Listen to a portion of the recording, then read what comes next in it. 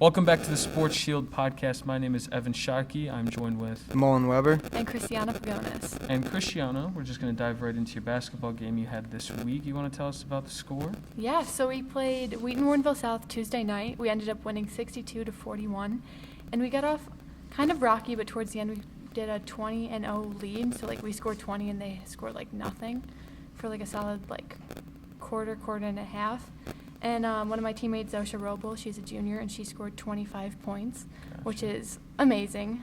And, I think that's pretty much it for that game. We play North on Saturday, so it's going to be kind of a tough one since we lost to them all in the fourth quarter the last time.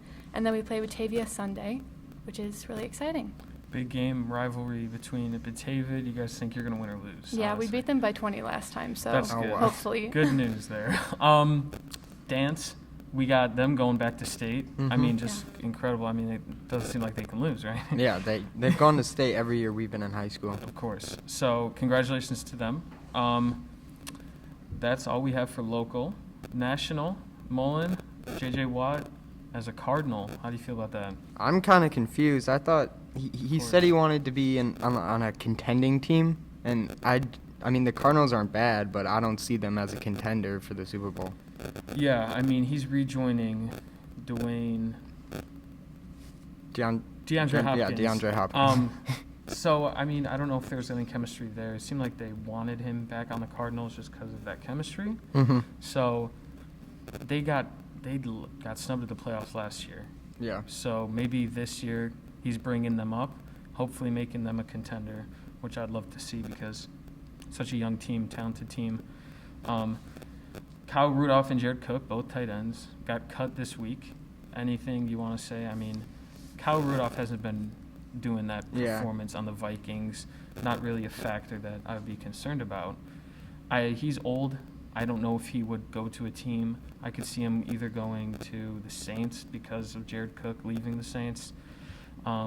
Speaking of the Saints, Drew Brees is gone. Michael Thomas is still there. Yeah.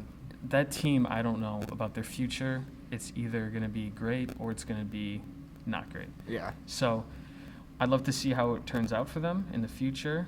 Hopefully they get their head wrapped around things and they perform as well as they did previous years. Golden Tate just got released by the Giants to clear up some cap space.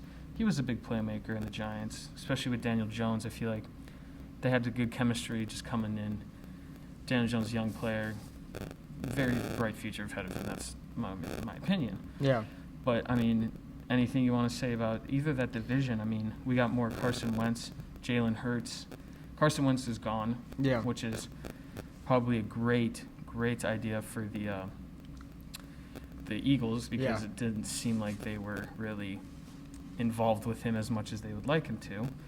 Do you see Carson Wentz being a big factor at the Colts? I think he's gonna somewhat go back to his old self because the Eagles organization is not very good, and I feel like the Colts will get him back to where he was before. Yeah, Phillip Rivers came into the Colts, brought him to the playoffs, lost first round. Mm-hmm. Good for him. He's retired now, but they needed another big move, and I think Carson Wentz will hopefully be their rejoice in this playoff. Jalen Hurts, young player, getting his start up on the Eagles roster. I really like Jalen Hurts. I love him. He reminds me of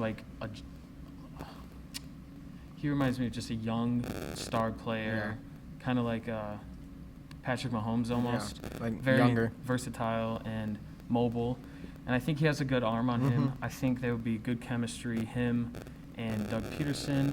Actually, no, he's gone. I'm sorry, Doug Peterson is gone from the Eagles. I want to see how this Eagles roster plays out. So, Tiger Woods, moving on to some golf, got in a car accident this past week. Yep. Very bad for him. I don't know much about golf, but prayers are out to him. Hopefully he gets a good recovery. He's been on the rebound back to golf. He's been in some tours recently, but hopefully he gets his rest up and he gets healed. Mullen, NBA All-Star Game. You got anything to say about that? Yeah, so the All-Star Game is this weekend. I'm pretty sure they're playing the game Sunday, and there's not going to be a Rising Stars game. There's not going to be there's going to be a dunk contest and 3-point contest, but there's just not going to be like Rising Stars game. My apologies. And people were saying Devin Booker was snubbed from the All-Star game, and I agree. He's been playing out of his mind this season, and he was just it was just said that he's going to be in the All-Star game this Sunday, which is good. I mean, yeah, he needs to be on that team. I mean, of course he's been doing fantastic. Yeah, NBA has been crazy. The Bulls, great start for them. Zach LaVine, being absolutely insane. Is he in the All-Star game too? Yeah, he's on the All-Star. Okay. He's on the All-Star team. Is he on the 3-point contest too? Yeah, yes. Yeah, he's also on the 3-point. We'll love to see Chicago being represented in the All-Star game. Just this weekend started MLB Preseason. Cubs, they did get rid of their 2 starting kind of like big factors in that 2016 roster.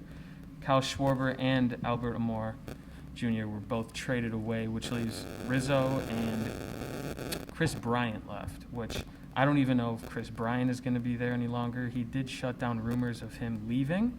So MLB starts up April 1st, opening day. I'd like to see how either the White Sox, they picked up some big playmakers in the past months, which is great for them. I'd like to see them succeed. And the Cubs, we'll just have to wait on it. I mean, that's all we have for today's podcast. Thank you for joining us. And thanks for listening. Of course. We'll see you guys next week.